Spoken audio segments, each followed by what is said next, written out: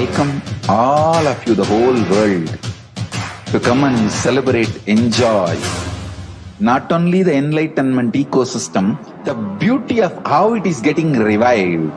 Be an insider for this great revival process. If you are an insider even for a startup company, you will understand not only the result of the company, even that being an insider is such a joy. Being an insider when it was happening is something extraordinary.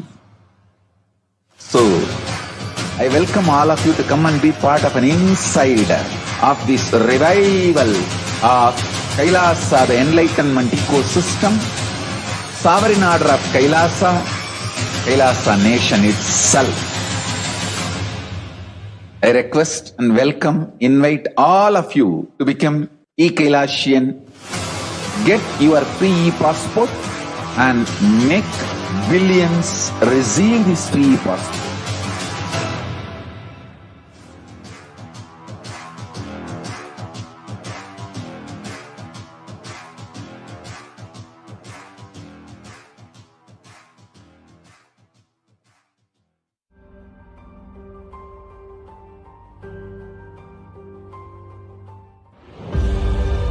What I mean by the word e-Kailasa, listen intensely. Enlightenment ecosystem, literally enlightenment itself, in your own home, wherever you are. If you cannot come to KAILASA, it's okay. KAILASA can come to you. KAILASA coming to you is e-Kailasa.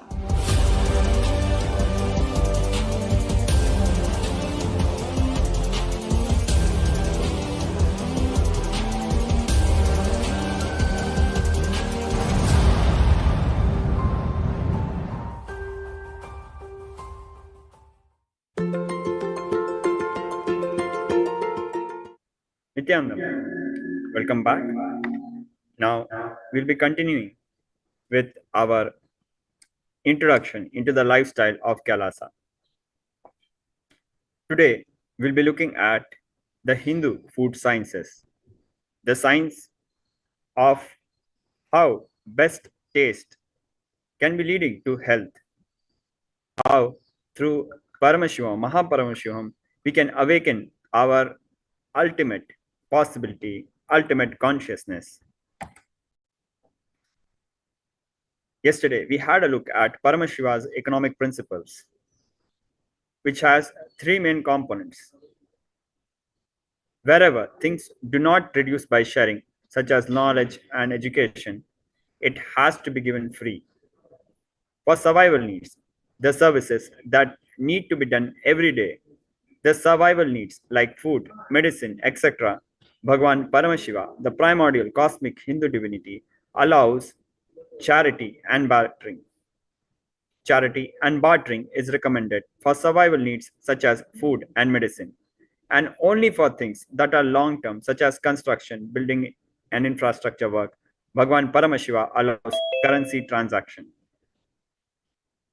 Now, we understand that food and medicine are survival needs, and Bhagwan Paramashiva has allowed bartering and recommended charitable offering of food and medicines. What is unique in Hinduism is that food itself is served as medicine, which means the kind of food which is cooked, the food by its very nature is healing and heals several of our ailments, several of our diseases. Now, let us hear directly from our beloved Guru, Swamiji, the Supreme Pontiff of Hinduism, the secrets of Paramashiva's Hindu food sciences, of how best taste will be leading to ultimate health. Paramashiva's introduction about food is something extraordinary. He is managing your health based on the taste. Permutation combination of the taste. I was really shocked and surprised when I read the whole thing. Then naturally I had a question, what is this? And with the permutation combination of the modern day items, if I make the same taste and eat, will I have the health benefit and will I not destroy my health? Then finally I realized, after checking, cooking and doing everything, never we are able to reproduce the taste and permutation combination of the taste Paramashiva describes by any other object other than the object he prescribes and describes. You will never be able to bring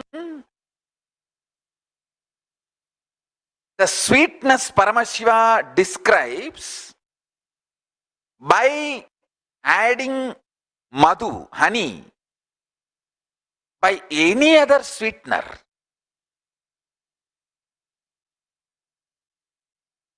An amazing way. For each taste he gives such elaborate description. You can never cheat yourself. Of course, you cannot cheat Paramashiva.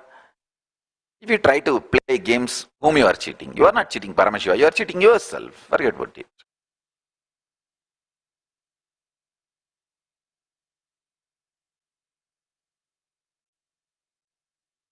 Listen carefully.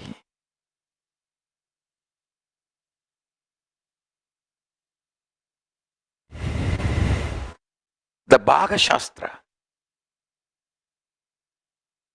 the descriptions of the taste Paramashiva gives, if we do trials and studies on those,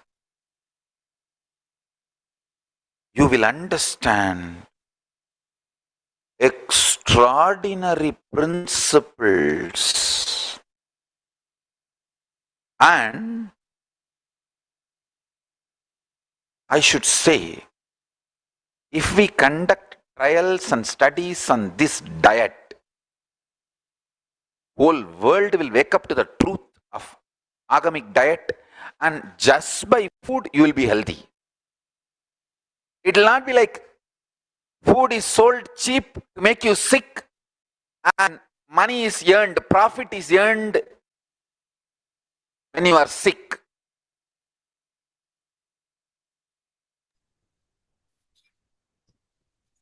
A very important principle that is illustrated, is highlighted in this video.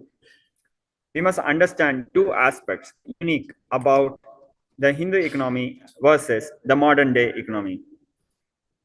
In the modern day economy, if we look at the records, the public records of various publicly listed companies in stock exchange, we see that the companies, the hedge funds, the people, the multinational corporations which are behind some of the junk food which makes us sick, the same people are the ones who are investing in the pharmaceutical industries. So let's take an example. For example, if you have a multinational firm, a hedge fund, which has invested in, let's say, a soft drink, we know from various studies how the soft drink has various negative impacts on the intestine, on our digestive system. We have heard of stories of very famous Bollywood actors who had to go through surgeries, through intestine surgeries because of cancer. And as they identify, it was because they had soft drinks. To put it in a more understandable way, there was a Bollywood actor who had signed a contract with a soft drink company and had also received almost a lifelong unlimited supply of the soft drink, as he was a brand ambassador of that soft drink. Over the years, he had cancer in his intestine and he had to be treated. But as per the contract, he could not talk negatively about the soft drink company, despite having to go through so many health complications because of the soft drink. But after the contract period ended, he gave a public interview where he revealed how it destroyed his health. So that is one part. Another part is if we look at the company which fund out, it is the same company which is also funding the medicines which will be curing the disease caused by the same food. We have the same companies funding all the junk food, high on carbohydrates and saturated fats, and various chemical and plastic food which are not good for our health. And we have the same companies funding various pharmaceutical companies, various drugs which are supposed to cure or manage diabetes and several other diseases. Now, the reason behind this is both food and medicine are for profit in the contemporary economy. We need to understand that the companies are making money by both selling us food which makes us sick and selling us medicine which supposedly make us healthy or cure us after making us sick. But when we start buying in those medicines, neither we get cured nor does our junk food stop. Now let us look at the Hindu economic principles. Both food and medicine and survival needs are survival needs. So charity, that is free. Charity and barter are recommended and expected by Bhagwan Paramashiva. So both food and medicine, medical services are offered for free. Now, when you need to offer medical facility to your entire population completely for free, it is in the interest of the people behind the medical Hindu medicine system to lower their cost and keep people healthy, because they need to really make people healthy and they are not earning any money out of it. It's a free service. So how do they go about it? So they came up with the strategy of having food as a medicine. Food by itself does both, fills your stomach, makes you healthy at the same time. So not only it provides the nutrition, it also provides you the medicine, the required medicine to heal you. So it is a very cost saving strategy, a very important difference between the Hindu food sciences and the contemporary economic systems, because both food and medicine are part of the charity based economic services of Hinduism. They are specifically designed to cure your health and feed you at the same time. We'll be looking more into that. Now, we'll be watching another video where our beloved Guru, the Supreme Pontiff of Hinduism, reveals some other important secrets about Bhaga Shastra, the science of cooking, revealed by Bhagwan Paramashiva.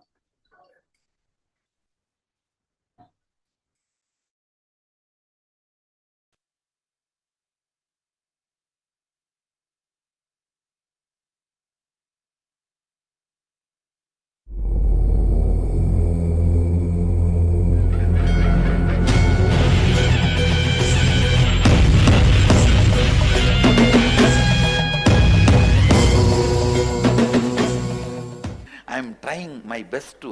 இப்போ next time வந்து பாகசாஸ்திரத்தில் பெருமான் சொல்லியிருக்காரு என்ன மாதிரி பாத்திரத்தில் அரைக்கணும், உருட்டணும், அதெல்லாம் describe பண்ணியிருக்காரு. இப்போ அக்டோபருக்கு அதே மாதிரி பண்ண போகிறேன். அதெல்லாம் ப்ரொக்யூர் பண்ணிட்டு இருக்கேன். ஃபயர் அவுட் தான் பண்ண போகிறேன் அக்டோபருக்கு. அதான் பண்ண போகிறேன். அப்படியே இட்ஸ் அ சிவாஸ் கிச்சன். எப்படி அவர் டிஸ்கிரைப் பண்ணியிருக்காரோ அதே மாதிரி. மா, can you show that book to இந்த just project? Originally is in Sanskrit, but now Tamil translation is available. We are trying to translate it in the English also. Ma, did you upload it in the Facebook website? Upload it any. We put it on the SMTPs we sent. Uh, Not uploaded into. why don't you send it for all of them? Yes, Swami. See, all the participants, if you send an email, request mail, you have email, na? Send it to everyone. I'll send the Hindu Bhaga Shastra Tamil translation to you. Once it gets translated in English, I'll send it to you guys. You can enjoy Shiva's kitchen even in your home. Actually, all the instruments, grinding, you see, there is no motor, but there are mechanical things. He speaks 10,000 years before. The mechanized means there is no machine, motor involved in it, with the hand itself, but the mechanical gadgets are there. Whatever he has described, we are procuring. And he describes the quality of a metal. What kind of a metal the vessel in which we are cooking should be. Amazing thing is, Can we get that? yes, no, I am getting it now. I already started procuring. See, amazing thing is, 100% lead free, cancer free, whatever in the modern day we are doing, we are proving it by researchers, everything is aligning. That is what is surprising and shocking. And how he is talking about tea 10,000 years before I am surprised. And gongura chutney. He is talking about gongura chutney. Yes. He is talking about gongura chutney. We made this time and he is talking about it. Say, around maybe 200 to 300 recipes is giving. And each zone of India, some 10 recipes are popular. I am seeing each area of India has popularized 10 recipes. Maybe whatever he described based on their weather, atmosphere, taste, they picked it up and popularized. But it is such elaborate description. Original book is Sanskrit. The translation is.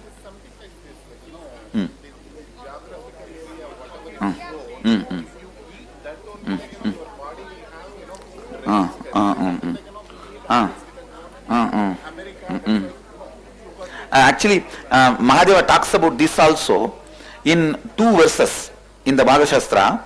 He says, live in the house built by the local material and eat which is grown in the local. Why, what he says,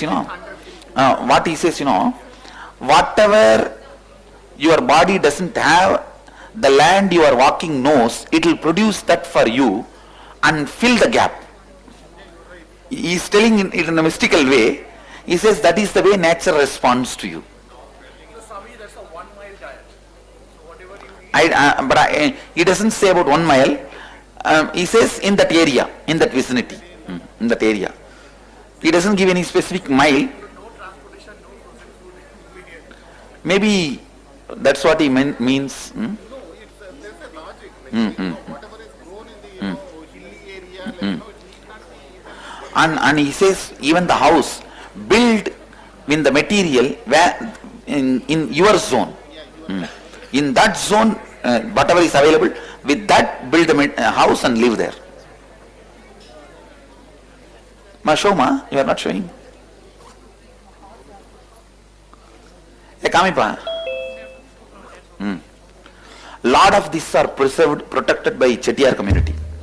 The vessels and all, I can say if he is talking about 100 vessels, at least 40-50 vessels Chettiar community is still using. They have protected and preserved it so much. They are basically Shaivites. They follow Shiva and in the lifestyle they incurred, but vegetarian and non-veg they added later on. Chain of restaurant based on Mahadeva's kitchen. Mahadeva's kitchen.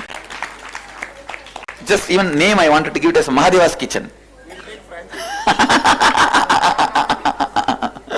Mahadeva's kitchen, even cooking everything. See, we will put the original verses in the kitchen. See, we use this as he said. We use this recipe as he said. And when you order and when you are supplied, the recipe, original verse slip also will be given to you. You can read and enjoy and eat. Mahadeva's kitchen. Now itself we are reserving And living and see, I think really we can do it. We can do it.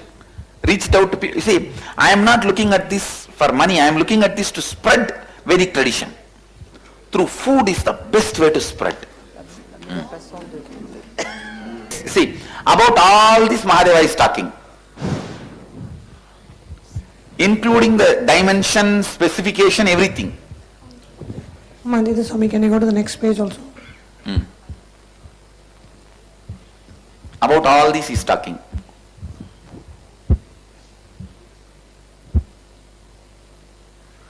This is that book, the Bhagashastra translation. Next page. Just show next. This about all this also is talking. How many of you visited our ashram sacred arts department recently? Then you would have seen, see, if 100 items Mahadeva is talking, then Agartha Chettiar's community is using at least 50. Those 50 items I started collecting from the Chettiar community, the old shops. They have old shops where the old vessels and all they sell it. And from there I am collecting.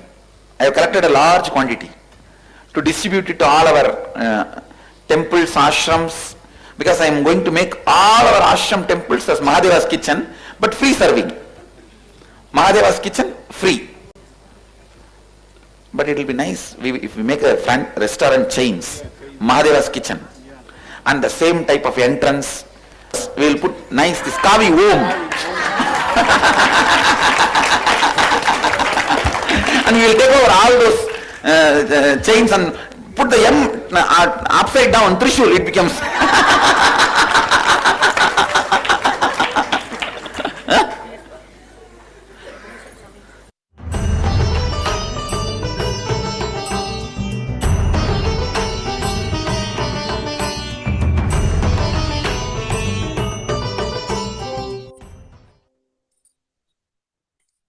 So we just saw how ultimate taste leading to ultimate health at the same time.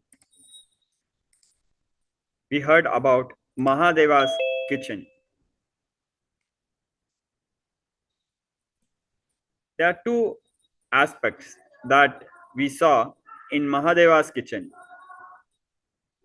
As our beloved Guru, Bhagwan Shri Nithyananda Paramashivam, Swamiji was sharing that Bhagwan Paramashiva, Mahadeva, detailedly describes almost 300 recipes in Bhaga Shastra and describes how all these various items can be cooked, giving a particular permutation and combination which produces the precise states. And it is completely not possible to reproduce the same taste with any other material on planet Earth, despite trying all our efforts. Now there is various aspects to it. Number one, taste, having the best taste. Second, leading to health. Third, supplying all the necessary micronutrients to the body. Fourth,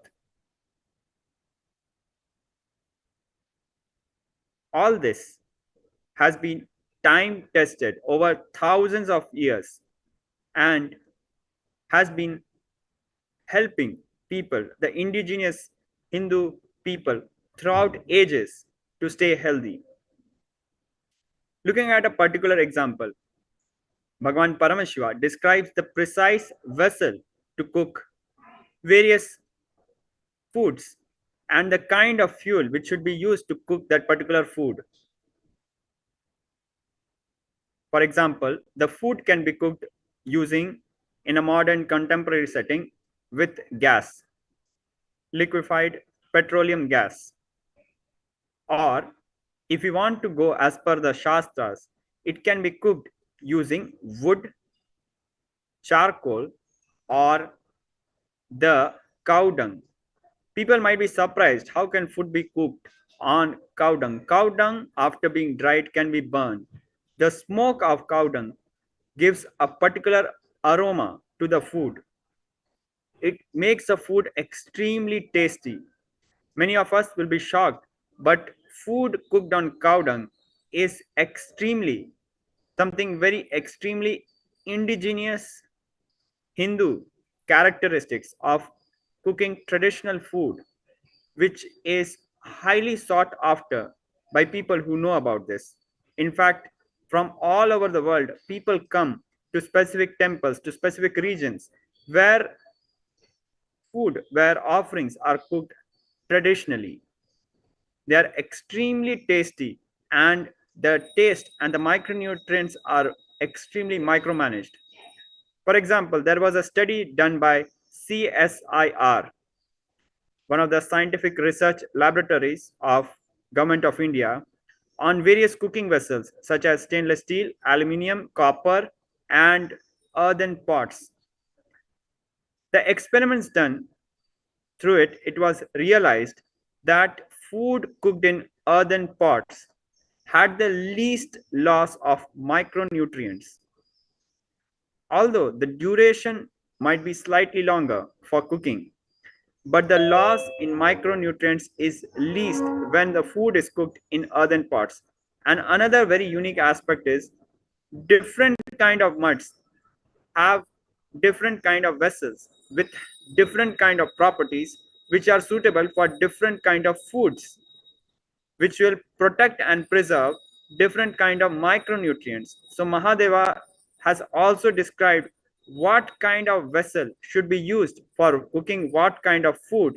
And scientifically, today in the 21st century, the scientists have verified that when we follow these principles, various micronutrients are preserved, and second, the food is more tasty.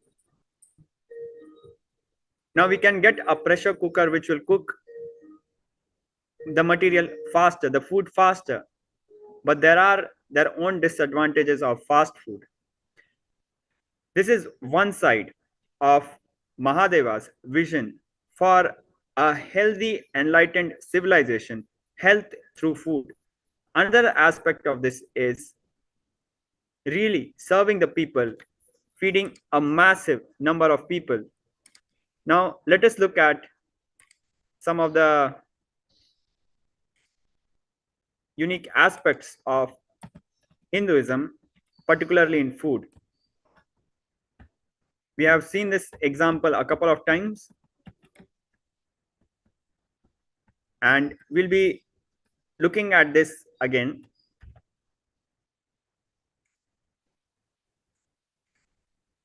In Hindu nations, where we followed the Hindu principles before the 1730s, we had no famine, even when there was less rainfall. There was no hunger, even when there was crop failures. After the so-called modernization, in the name of colonization, we had 31 famines, even during good rainfall, 31 man-made famines, leading to death of 33% of the population, almost 29 million. Even after the political independence of Hindu nations, we faced severe famines, threats of severe famines. Now, if we look at the kind of food Mahadeva is describing in the Bhaga Shastras, on the left side, we see 21 Naivedyams or food offerings, which are sourced from 21 ancient temples, such as Tirupati, Kashi Vishwanatha, and served during the Inner Awakening program, a 21-day program, specially designed to give us the experience of ultimate consciousness. So we see one side, the food procured from temples, how Bhagwan Paramashiva has described in Paka Shastra, serving this food one side and feeding the entire population of completely for free. And on other side, in the name of modernization, we see how the land which once produced 3 times per acre than European nations, as we have found in the Indian office records and contemporary archival records, was forced into man-made famines, leading to death of 33% of the population. We have to understand the contrast of the richness of Hinduism and how the so-called modernization is pushing us to death. The richness in terms of variety, the richness in population, the richness in terms of feeding masses, huge number of people, the richness in terms of making us progress in the path of enlightenment. And on the other side, the poverty of destruction. Now, we'll be having some very special guests sharing their perspectives on Mahaparamashivoham, how our beloved Guru, Bhagwan Shri Nithyananda Paramashivam, just does not make the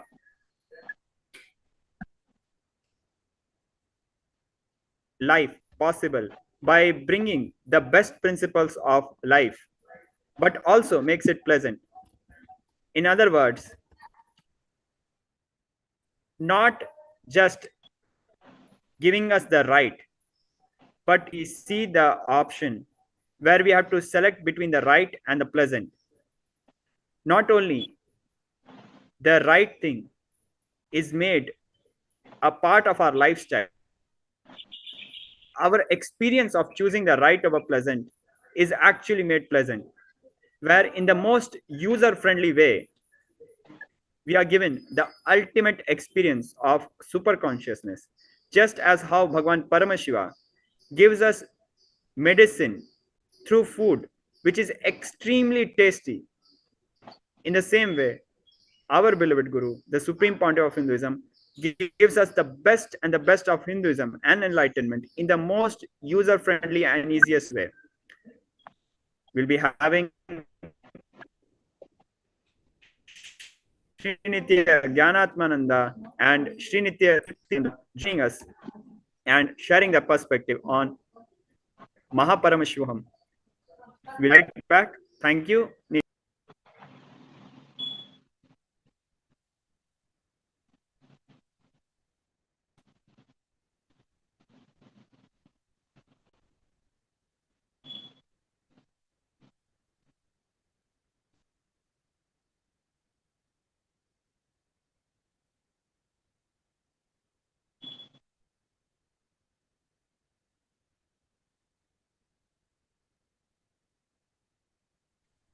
Yes, Nithyananda, thank you so much, Maharaj. And so to transition from all these background, as Sarveshwar Maharaj has shared about the great Hindu civilization and challenges in the modern world, as well as the history of the attacks against the Sanatana Hindu Dharma, and bring light to the revival of the ancient Enlightenment Hindu civilizational nation of Kailasa, the enlightened civilization that the Supreme Pontiff of Hinduism is reviving, as per Vedas Agamas. And how is he doing this? So Swamiji is doing this as per the Vedas Agamas, which means the word spoken by Shiva to Devi that was used by Vishnu to sustain the existence. So these are the Shivagamas and the Vedas Agamas. And so the sciences of transmitting this from one to another is well documented in the Vedas Agamas as well. And this is the science that Swamiji is giving to us as the definition as per Hinduism of what is avatar is describing Swamiji. As per the definition of Hinduism, Swamiji is living incarnation. And he has been giving these initiations to one and all in a scientific manner, giving the superconscious breakthrough into the superconscious mutation process, whereby the neurons and the entire system becomes entangled with the higher consciousness and starts expressing all extraordinary powers and extraordinary experiences of life. So this is what is happening in all the Paramashivoham programs from Swamiji. And the next level breakthrough, December 9th to 29th, is Mahaparamashivoham, which will be next, built upon what the experiences of vertical time zones and manifesting Shaktis the current participants have had and what breakthroughs and life transformational events, experiences people have during the darshans and initiations. So just a reminder to everyone, an invitation to everyone who's watching to click on to paramashivoham.org and enter your intention there. Whatever is the desire you want to fulfill in your life, the level of consciousness infused in your life and the lift that your entire life gets from even a single darshan, a single session with Swamiji, is enough to manifest anything you want. So take a moment to reward yourself and declare confidence in yourself and your possibilities and your future of anything you'd like to manifest in your life and you'd like to change, and enter your intention to attend the Mahaparamashivoham December 9th to 29th at paramashivoham.org. So let us now move to hear some more first-hand experiences of the initiations and darshans from the Supreme Pontiff of Hinduism.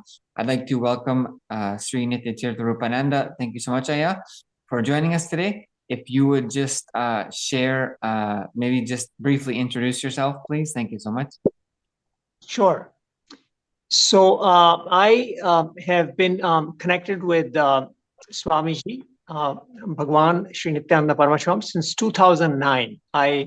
I live in the Ohio area. I'm actually a very active volunteer at the Ohio Temple. I live at the Ohio Temple. And I've been a volunteer here for about the last almost 4 years. And I did attend maybe about 2/3 of the last Mahaparamashivoham. So, and ever since I have been catching all the Bhava Samadhi darshans that Bhagwan has been offering. So I feel like almost immediately after attending Paramashivoham 3, I've had this rush, this having initiation after initiation. So that's a little bit of introduction about myself. Yeah, great. Yeah, exactly. And so as I is sharing about this process of feeling like the initiations are just happening. So often one of the experiences of the initiation, the darshan, the initiation into higher lokas, into higher consciousness, is you experience some kind of breakthrough in your life, basically, and things just change. And once that process starts with the Supreme Pontiff of Hinduism, once that starts, it never really stops. And it tends to have sort of a domino effect where it keeps building and building. And you never know what's going to happen next. And the experiences just become more and more unexpected many times and more intense and a lot less effortless also. Aya, how would you describe your experience, as you've already sort of mentioned, the kind of breakthroughs and experiences you've had recently in Paramashivoham 3, as well as how it's been unfolding for you? Sure. In our last conversation, I was sharing some immediate shifts that I felt after Paramashivoham 3, and I'll briefly go over them, and then I'll talk about what's been happening since that last conversation. So I had a lot of breakthroughs. I got a lot of, I benefited, I feel, from everything. I participated in the power manifestations. I participated in the yoga. I feel many of my patterns were interrupted. So in a way, just attending Paramashivam was a blessing itself. And above all, all the powerful cognitions that were being shared in the satsang clips and then the discussion with the facilitators. So I was noticing that I had the biggest shifts in just being able to simply declare an outcome and then moving for that outcome. So in the past, a lot of incompletions, a lot of conflicts with people might have stopped me. But what I was seeing now was that a lot of those things got completed. There were, frequently things that would bother me. Suddenly, I knew how to deal with them. I knew how not to get stuck.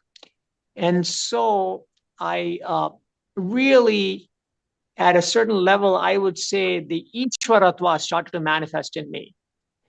And So that's where we were at the end of Paramashivoham 3.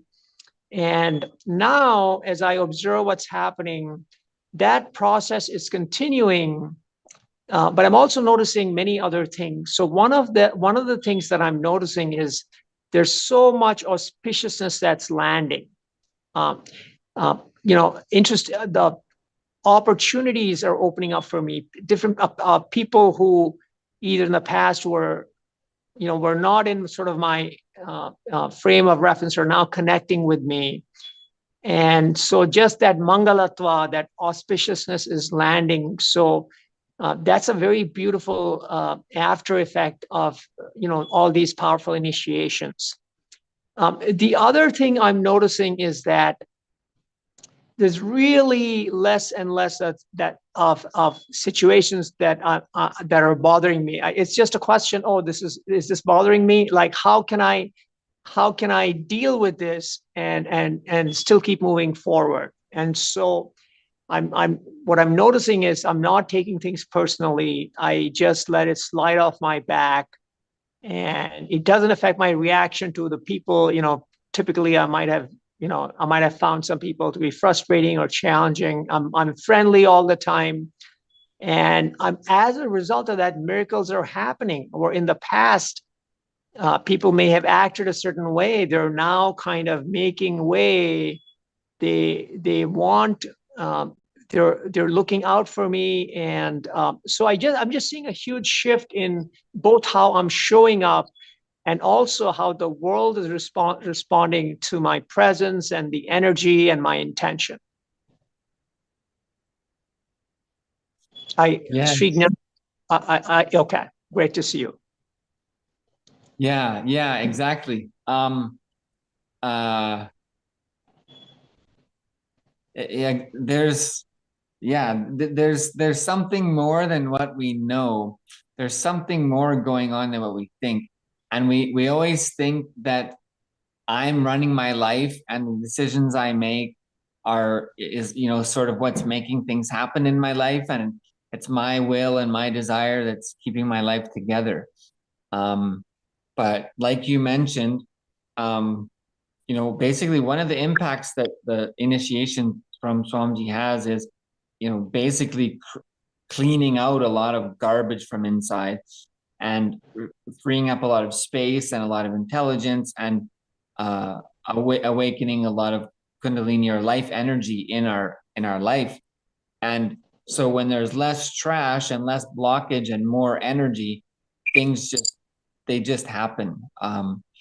And when we like you were sharing, when we have less agitation to respond to what normally may trigger us or upset us, that itself creates a completely different possibility that could happen in that space where we might otherwise fill it with agitation. And it's a very sort of subtle point, but it's extremely profound, because I also have experienced that recently where I feel like this is a point where I would normally get frustrated. And like, as you said, I'm actually not having to react to those frustrations anymore. And then what fills that space is something completely new and different and unexpected, and has nothing to do with the negativity that I might normally want to put into that space. So it totally changes the outcome. And actually, you mentioned the leadership consciousness, the Ishwaratva. And this is exactly what it is the ability to not get distracted from our goals and to stick with our decisions. This is a huge part of the Ishwaratva, not getting the leadership consciousness, not getting pulled away and distracted. So we have a few minutes left. What else would you share about these experiences and the new possibilities that you're experiencing, and maybe some of the surprises or the outcomes? I do want to say that I feel I'm really closing in on some bigger patterns that I've been wanting to break for a long time. And I'm noticing, maybe things that I couldn't get to, I'm really now feeling they're more accessible. I'm ready. I feel the movement towards a bigger breakthrough. And and also coming back to Ishwaratva, you were talking about not getting deterred in pursuing a goal. Absolutely. But the difference from now and maybe, let's say, 6 months back was 6 months back, I was trying to force things to happen. I want the goal to happen, and it's not happening. Then I'm like, I'm trying to make it happen. And I think the shift now is, it's the same. I know where I want to go, but I'm willing, if there's an obstacle, if there's something that's a hindrance, I'm able to relax in the face of that. But still aware that, that really I'm trying to go here. And that's less of that interference of my own reaction. It's just being more powerful. Really, that's what it was boiling down to. And so it's just, it's beautiful. A lot of changes that I feel have been elusive, not because I didn't want them, but that's the nature of patterns, But I think what the energy of the initiations, as well as the Paramashivoham 3 program, really is really a powerful punch, and it's making things possible that haven't been possible for a very long time. Right, exactly. It's always beautiful to hear people not be able to describe the change that has happened, but feel that it's extremely profound and impactful. Because people will always say, I don't know, I can't quite explain it. It's just, I'm more calm. There's a lot more energy. Things are happening a lot more easily. I have a lot more confidence, and things are working really well. So that's great. We just have one moment left, Aya. If there's anything else you'd like to share, or what you would say to people who maybe are looking for a breakthrough or considering to attend Mahaparamashivoham. Well, I think a lot of people want breakthroughs, but all of us want breakthroughs. We even know where we need to go, but the truth of life about life is, the reality is, it's not always when you're working on your own, it's not always these limiting beliefs or the patterns that have been kind of built up in our body, in our biomemory. They're not that amenable to the change that we want. But I think in the presence of the avatar, literally the cosmic energy washing out these incompletions in the way that Bhagwan is able to do, it's a huge opportunity. If you think about what I'm telling you, the breakthroughs I'm having, what that's worth to me, they're immeasurable.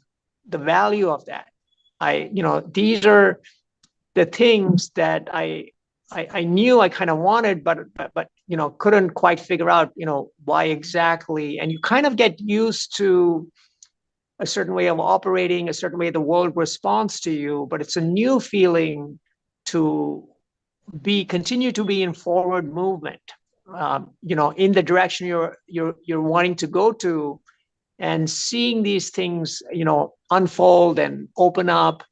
And so that's a very beautiful, very delicious experience. And I'm really savoring it. And I think, that's available to everybody who, has heard of the Paramashivoham program. Really, it's a fantastic opportunity. It's a huge, I don't even know how to, it's a blessing, but it's also an adventure. I think it's also an adventure, and so many possibilities can open up, and it's also at the same time moving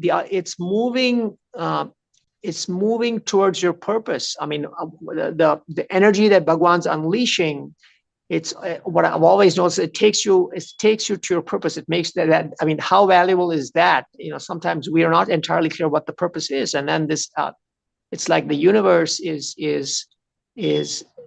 aligning you back or leading you towards where you need to go. It's just very, very the harmony and the synchronicity is I'm enjoying it. That's all I can say. Great. Thank you so much, Aya. And so, yes, so to have this new experience of really breaking out of any patterns and going to different levels and experiencing your life as more effortless, or any change you want to manifest in your life, click on paramashivoham.org, enter your intention to be there December 9th to 29th, and get started in manifesting your new reality today. So thank you, Aya, for joining us today and sharing your experiences. Thank you. And so let us now prepare to receive the supreme quantum of Hinduism during the Alive Satsang. Whatever is the intention you'd like to manifest, you can visualize that that intention has already happened. And let us start chanting Mahavakya. Om Nithyananda Paramashivoham. Om Nithyananda Paramashivoham. Om Nithyananda Paramashivoham.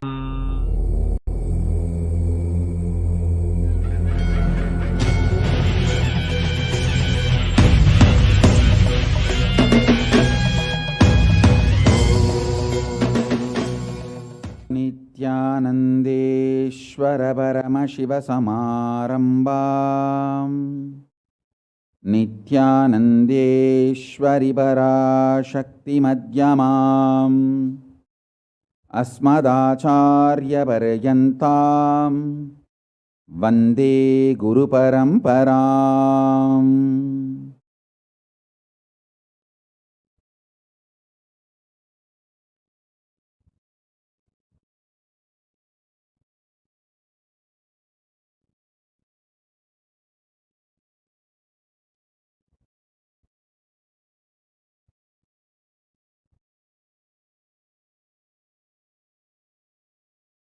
I welcome you all with my love and respect and blessings.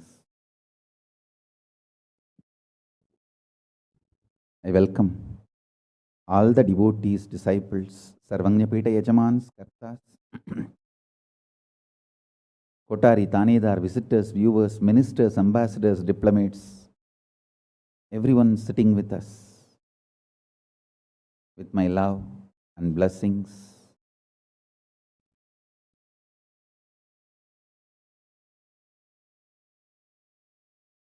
My blessings to New Zealand and Fiji Sangha, KAILASA in New Zealand and KAILASA in Fiji. I enjoyed your sincerity and integrity. Thank you. So beautiful. Practically, I know everyone, Gautamananda and Kavita, Murali, Kaladevi, Neha. I know every one of you. Love you guys. Only I'm not seeing Ma Deva Vedanta. I don't know where my Ma Deva Vedanta is, but love and blessings to all of you. I know every one of you, Ma Barbara. I know literally all of you by name, and blessings to the whole New Zealand Sangha. So beautiful. And blessings to all of you. Ma Deepika, Ma Neha, Ma Kavita, and Kaladevi. Blessings. Murali, every one of you, my blessings.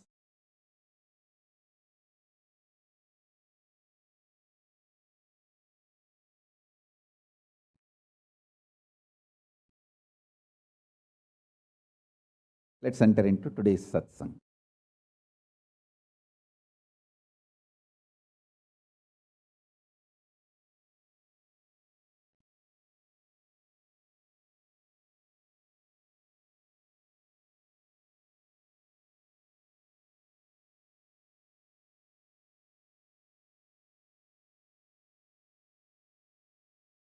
Paramashiva's message directly from Kailasa. Listen. Listen to these 5 statements intensely. You will become enlightened and start manifesting powers now, immediately. I am not playing with your greed. I am playing with your consciousness. Listen carefully. I am not playing with your greed. I am playing with your consciousness. Listen to the 5 statements I am going to make now. These are the 5 sutras. I am going to reveal the sutras only now, doing Kandana Mandana and establishing the powerfulness of the sutra is the job of the Bhashyakaras, my Sampradaya, my disciples. Now, I am only going to reveal these 5 sutras. Listen. Listen to these 5 sutras. Sutra 1. The person, being, who is bold enough to deny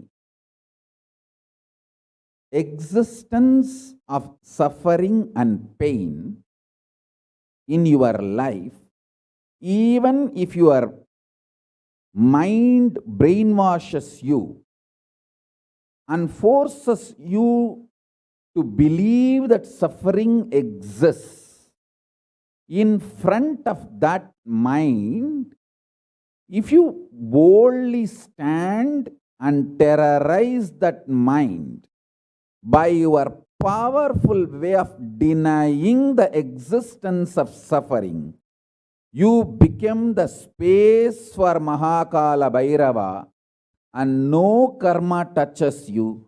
You establish yourself in the neutral zone called Nirvikalpa Samadhi. I'll repeat. Powerfully, if needed, arrogantly, with the tremendous pride, declare your Paramashivatva by arrogantly, if needed, illogically, even if it feels like stupid, terrorize your mind by denying the suffering and pain.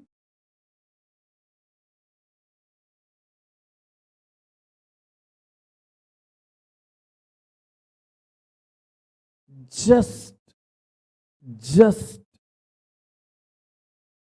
deny to accept the existence of pain and suffering.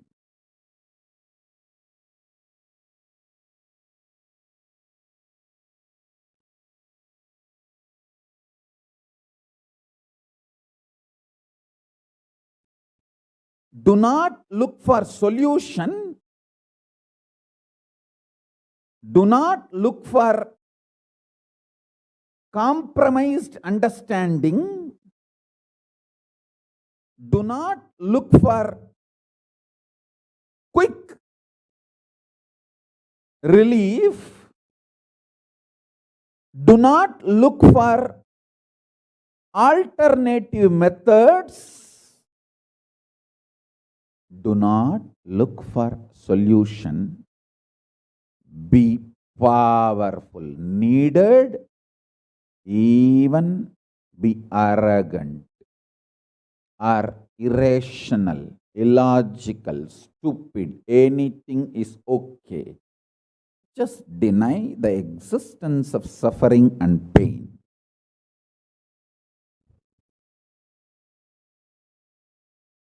For all my disciples who knows I am truth, nothing but truth, Satya, I am giving this as initiation. You will all be successful in this initiation, truth. Decide to treat your mind or anyone externally or internally trying to convince you that you have suffering, you have pain, treat them very cheaply, like a shit. Whether somebody outside or somebody inside, trying to convince you, brainwash you, that the suffering and pain exists, treat them like a shit, cheap. Listen carefully. Your conscious decision, suffering doesn't exist, pain doesn't exist. Even if I am terrorized by the pain and suffering, I will stand by my Guru Vak. Pain and suffering does not exist. Even if you are surrounded by the lava, molten, the melted stone, lava, declare, my Guru has told, there is no pain, there is no suffering. I will throw my jata for you to hold and lift you to Kailasa. Listen.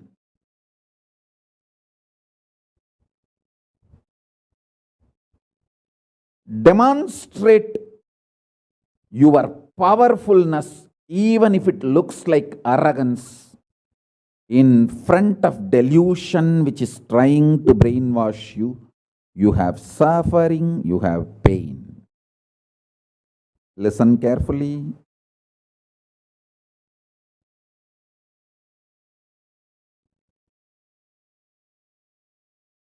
When you deny outright the existence of pain and suffering, the whole change goes on. The whole change happens in your system, creates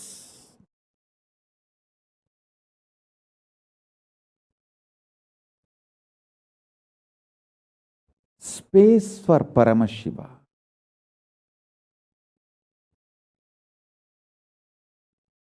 Suddenly you will see the universe is moving around you. You are the center. Listen. Look for peace, you will enjoy bliss. Don't look for bliss, you will always land in hopelessness.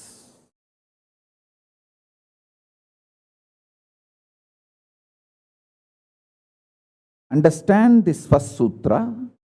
When I say deny pain and suffering, I am not saying look for bliss and joy. No. Look for peace. Deny pain, deny suffering, deny their very existence, not their reasons, cause. No. Shit is a shit is a shit. And the beauty is, the good news is that shit doesn't exist. That's the good news I have for you. Pain is a shit may not be a good news. But the shit called pain does not exist is a good news. Listen intensely.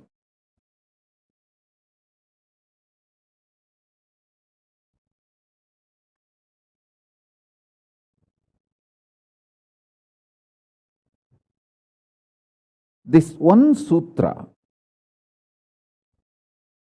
can give enlightenment to all my disciples now. this moment, you can start manifesting powers. Just decide. I deny the existence of any form of pain and suffering inside and outside me. I am not interested in even recognizing the existence of pain and suffering. Forget about the causes. If you don't even accept the existence of that shit, why will you try to find the cause of that shit? Denial of pain and suffering gives you one of the greatest opening to look into the reality. Denial of pain and suffering, I am not teaching as a technique for you to practice. I am revealing this as a truth for you to wake up.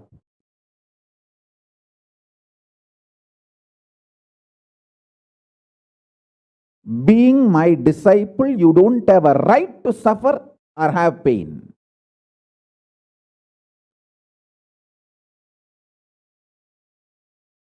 Either be my disciple and renounce the right to have suffering and pain, or marry the pain and suffering and drop me.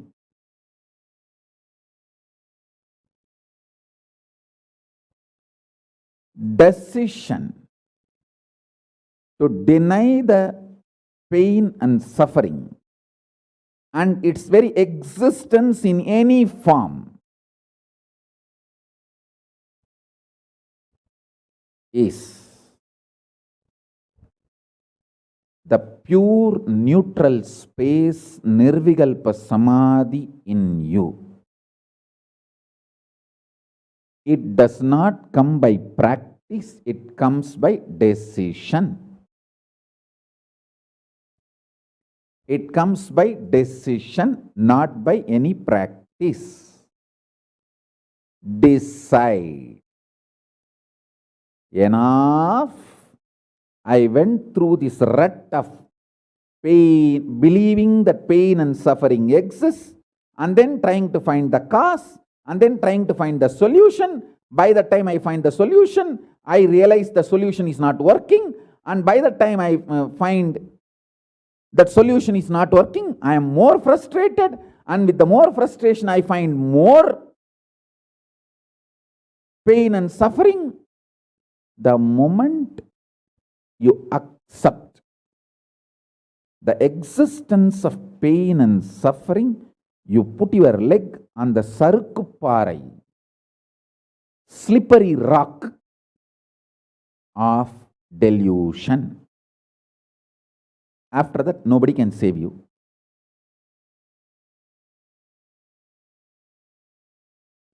So deny the very existence. Don't try to make a technique out of what I am saying. To all my disciples, I am giving a command, not technique, order. You don't have a right to have suffering or pain.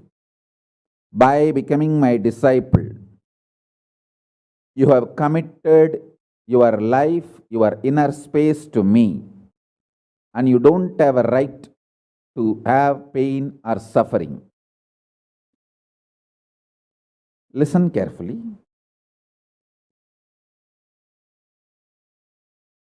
When you decide the pain and suffering has no existence, this is the truth. Even till I realize, because Swamiji has realized he loves me, he will tell only good to me, and he will reveal only the truth to me. Because he has revealed, I know for sure there is no suffering, there is no pain, and I won't get brainwashed by any fellow who is trying to tell me that suffering and pain exists. Anyone who is trying to brainwash me is lower than my guru who is trying to wash my brain. My guru who is trying to wash my brain is far superior for me than anyone who is trying to brainwash me with the existence of pain and suffering ideas. The first sutra. The second sutra, listen. Second sutra,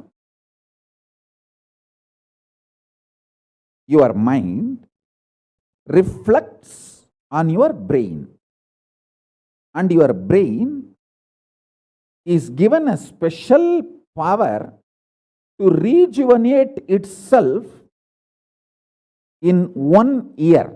In 1 year, the brain completely releases all the old dead cells and recreates itself. It's a even modern day science agrees. It is not only that Ayurveda, the Vedic biology, Hindu biology reveals this truth. Even the modern day science agrees with what I am revealing. Your brain completely replaces itself every 1 year. Listen.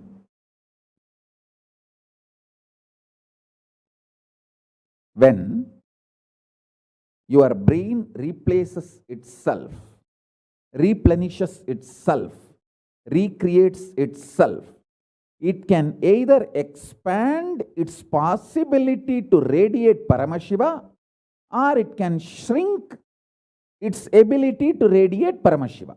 Both possibilities exist, but there is no neutral. There is no neutral gear. There is no such thing as just, I am just stable. I am neither going down nor going up. No, that doesn't exist. Either you go up or you go down. That's it. So now be very clear.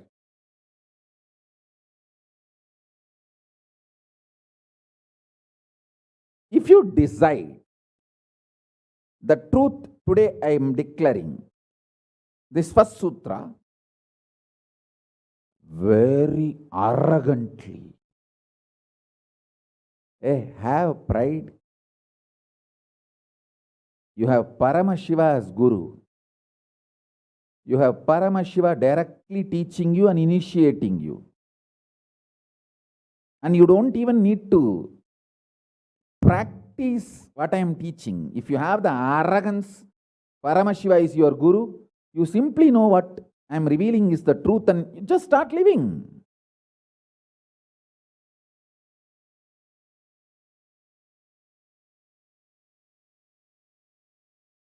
Listen, very rare to have intimate feeling connection with me because I have created enough rumors and scandals around me. All those vada soda soda, cheap, shitty mind cannot get connected to me or accept me. It needs tremendous maturity.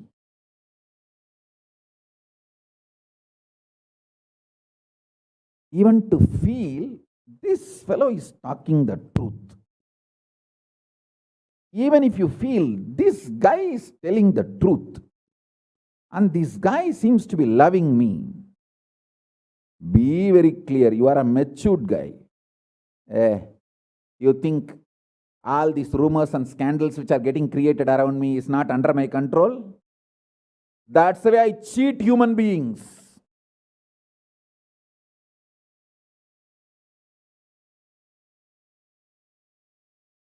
I tell you, if you feel these 3 statements, I think Swamiji loves me. And I know for sure Swamiji knows the ultimate truth. And I think Swamiji tells the ultimate truth to me. If you believe these 3 statements, or even any one of these 3 statements, just stand up and do a pradakshina. Namaskar means circumambulation of yourself. Atma pradakshina, just love yourself. Celebrate yourself for being yourself. You are worthy of namaskara, pradakshina namaskara. That's a powerful blessing, I tell you. If you cognize even any one of these three statements, now what I am telling you will straight go into your system. I'll just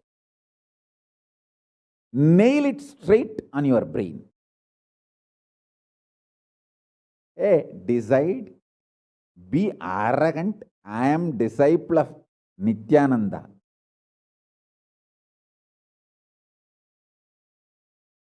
எங்க சாமி எவனையும் care பண்ணாது. அத மாதிரி தான் நாங்களும்.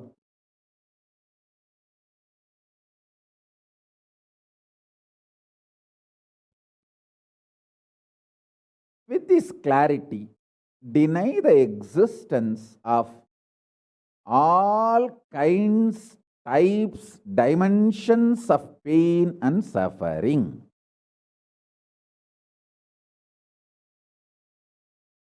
Even if your brain tells,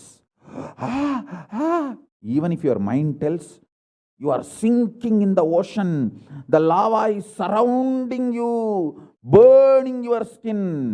Just tell, pain doesn't exist, suffering doesn't exist. I'll throw my jata and just lift you. Don't worry. Just lift you to KAILASA. And I tell you,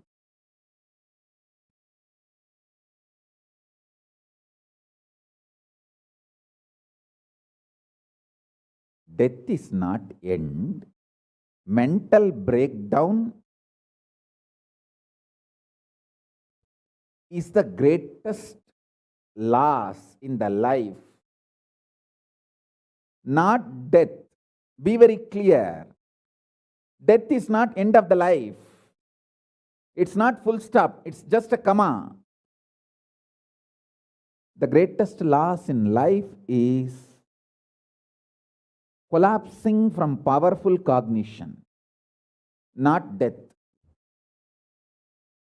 Fools are those who teach death is the loss.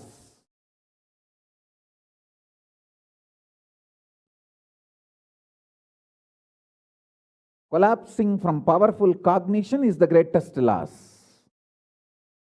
Hold on to this powerful truth. Be very clear inside you.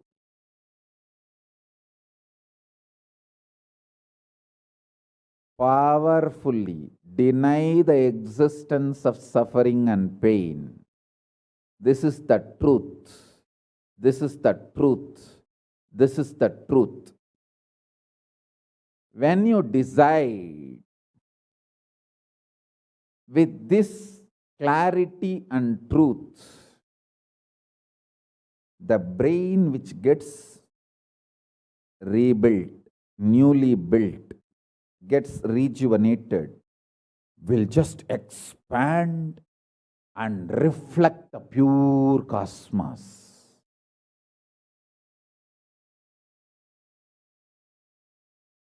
It will just open up to superconsciousness and vibrate Shiva, Shiva, Shiva, Shiva, Shiva. Hey, listen, our ancestors, rishis, not only knows the whole movement of sun, moon, 9 planets, far beyond the planets, even the stars, so clearly, the 27 stars and their movements they know. How do you think? Thousands of years before the Surya Siddhanta, they have described the whole cosmos so clearly because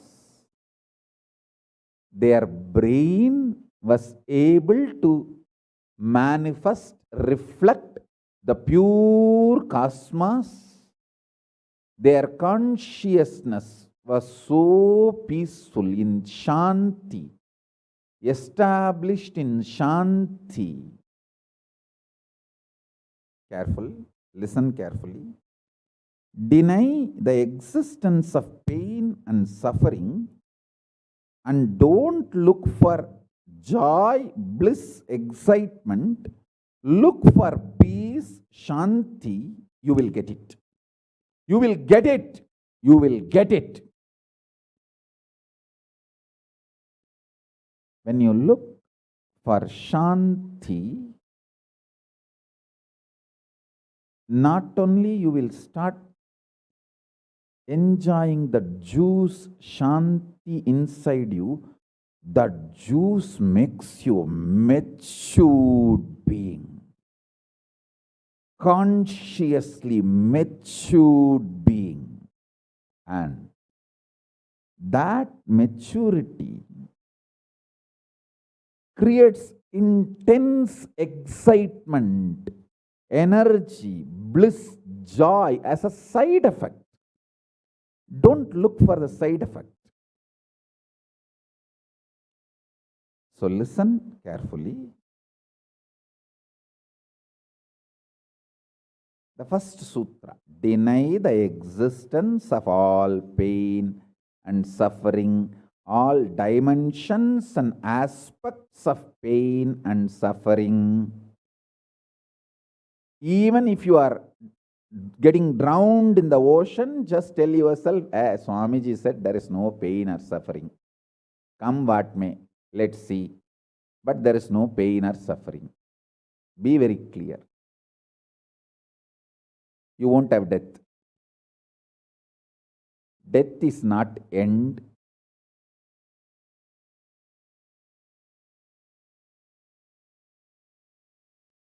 Losing the truth is the greatest loss than death.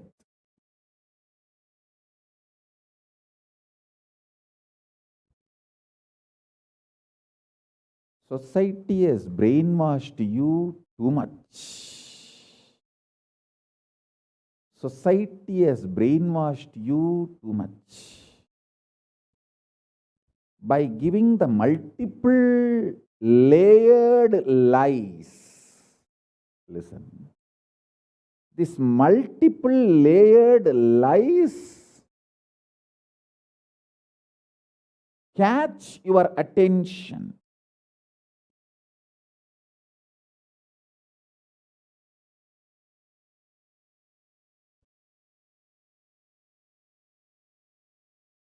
Even if you are convinced about the one lie, gone. You have put your leg on the slippery rock and you will land in the end delusion. Don't.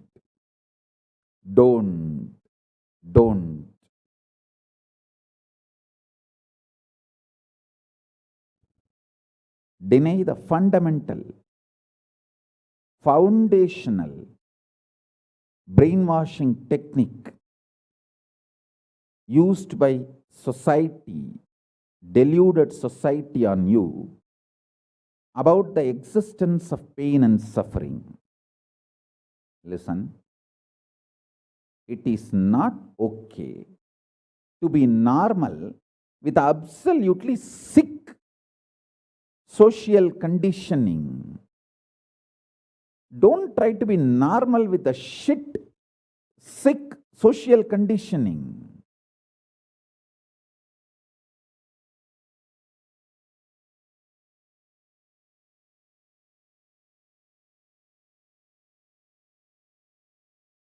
Meditate, contemplate, internalize all the statements today I am making.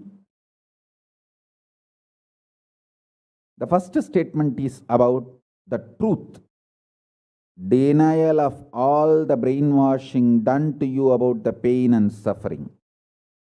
Second statement: this decision to be in truth will expand your brain's ability to reflect, radiate, manifest superconsciousness with the powerful cosmic space and this cosmic nada, Shiva, Shiva, Shiva, Shiva, Mahanada, Shiva, Shiva, Shiva, Shiva, Shiva, Shiva, Shiva.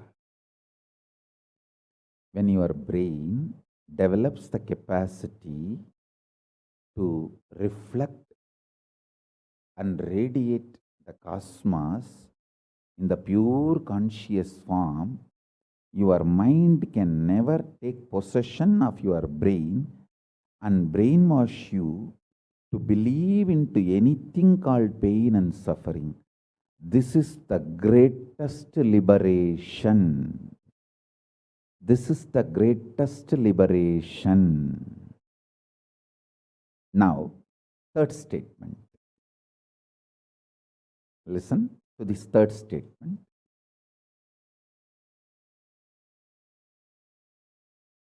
I am having 25 heads, one consciousness. In you, you have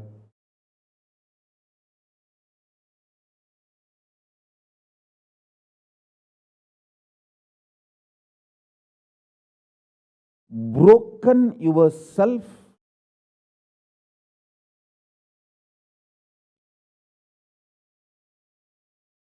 into 25 consciousness, even though you have only one head. One head, but working in 25 different, getting pulled and pushed in 25 directions. In my case, I have 25 head, but all integrated to one consciousness. That's why I can think 25 various things and manifest all the 25 various things at a time in a cool, stress-free way. Absolutely. I tell you, even the traitors, drohis, guru drohis, and criminals who conspired against me, even if you talk to them offline, they will tell, oh God, what a memory Swamiji has. What an administration capacity. How he knows thoroughly everything from end to end. Whether how many organizations are there in how many countries, or how many tumblers are there in each ashram, or in which ashram there is a compound wall, which ashram there is only fencing, in which ashram there is a borewell pump, and which ashram there is only a government water supply.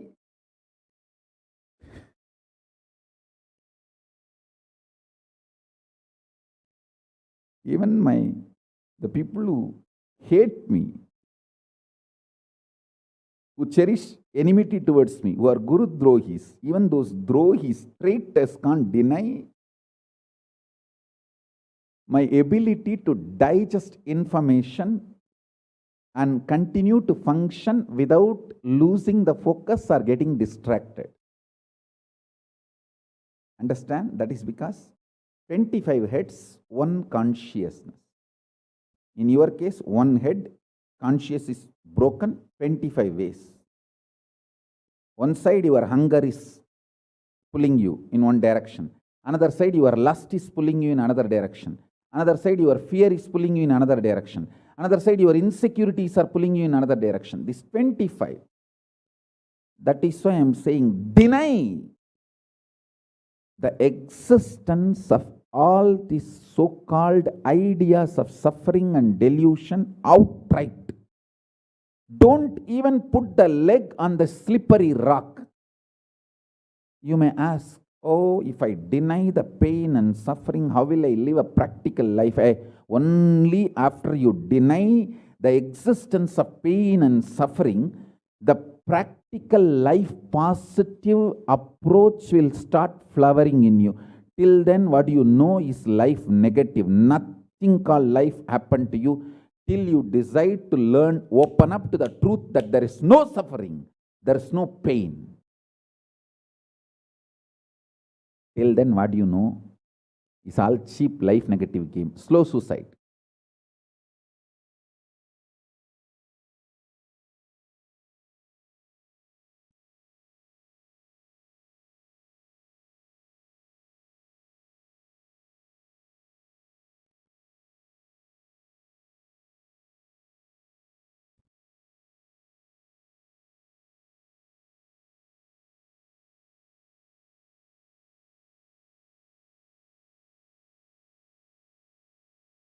I am giving you now with the blessings and permission and grace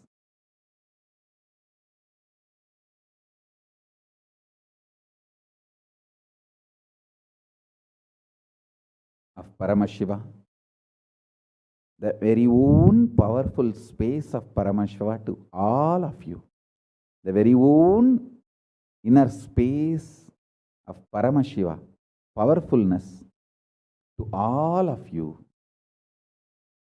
This is initiation, not just instruction.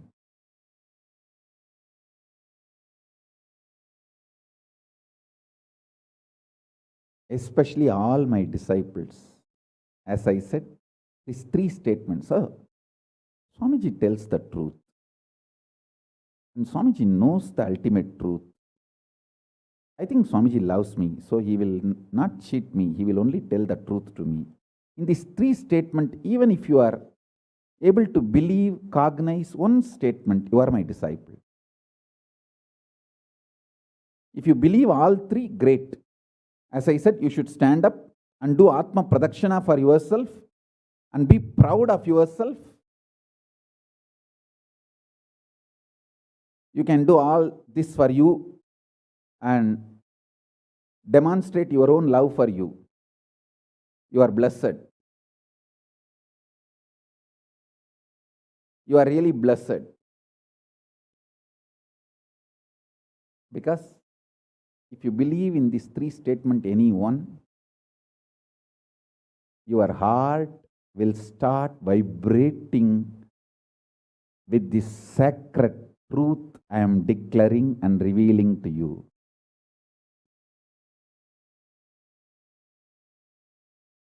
You may not show your excitement outside because others are watching, but inside, hey, I know what Swamiji is telling is the truth.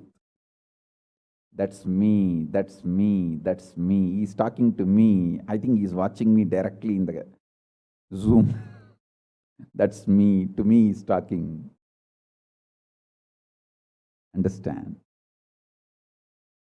I'm talking to each one of you who are listening to me now. Who are listening to me now.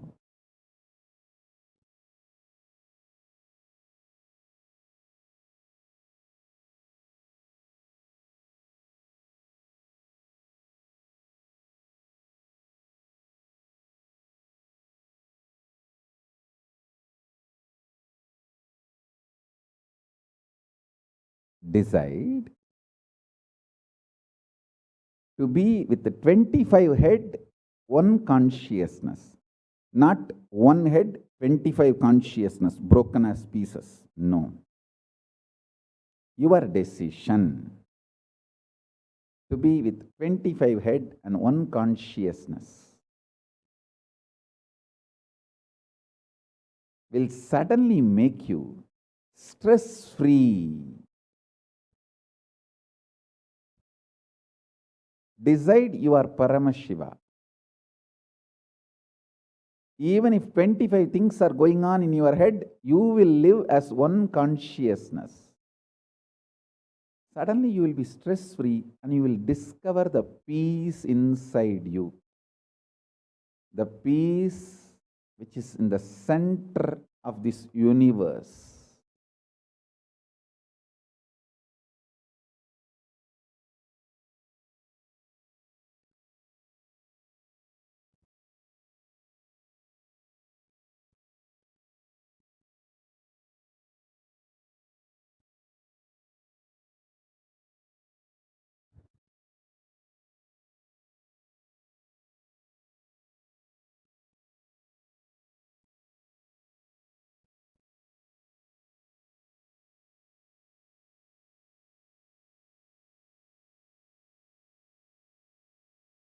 Your decision is enough, is what I am repeating. Now, the fourth statement, fourth sutra. Your decision to deny the existence of any form of pain, suffering, delusion, its aspects, dimensions, etc., mentioned and above, not mentioned. Mentioned above and not mentioned, everything. Your decision to deny it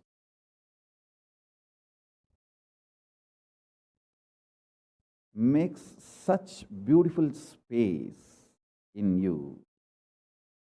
Simply start manifesting powers and play with the powers. That will give you tremendous confidence to strengthen powers and powerfulness and deny the existence of pain and suffering and the lower way of existing.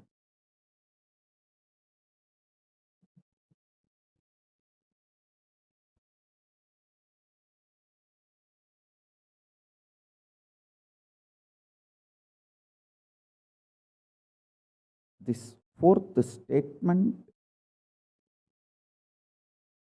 you should intensely listen repetitively and meditate, internalize. See, you become Bhairava.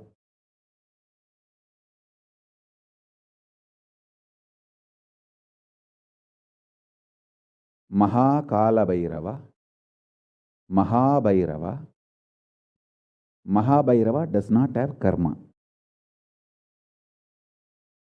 Anyone tries to attack him, they get the karma and they suffer. He himself does not have any karma. He is in a pure space. You establish yourself in that very space. You yourself will see clearly. When somebody does good to you, they get good. When somebody tries to do bad to you, they get bad. But you don't have any karma. You are not the initiator of karmas. And suddenly your past disowns you. Not that you disown your past disowns you. Your past should disown you. Then you are liberated once for all. Your husband should run away from you. Then you are liberated once for all. Now, I am not saying literally. I meant anything you want to get rid of, that should get rid of you. Then you are liberated once for all.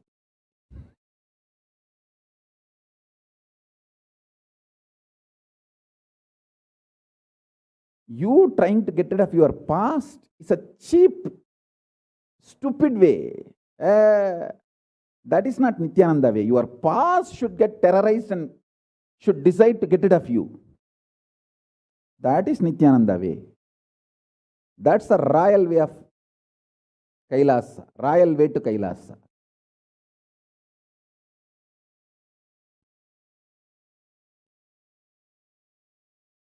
Your past should feel this guy, nut gone loose, screw gone loose. Not only the nut gone loose, screw gone loose, his main shaft itself is missing. So where will I go and fit myself in his life? It should get terrorized and just leave you.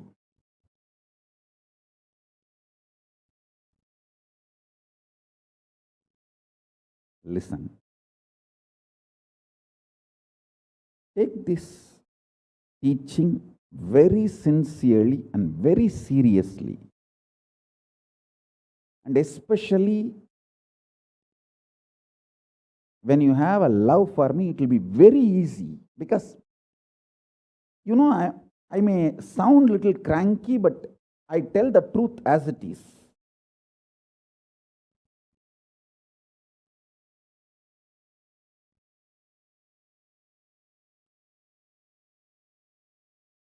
See, when you start loving me, the whole pseudo dignity of the society loses power over you. You are detoxed by the stupid social conditioning.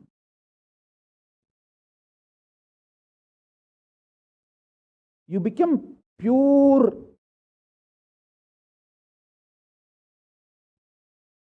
space for Paramashiva's ultimate truths to manifest.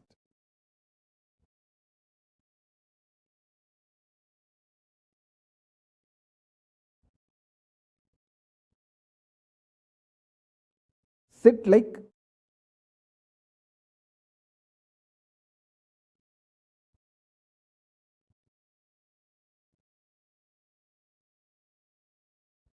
like Mahabhairava, Mahakala.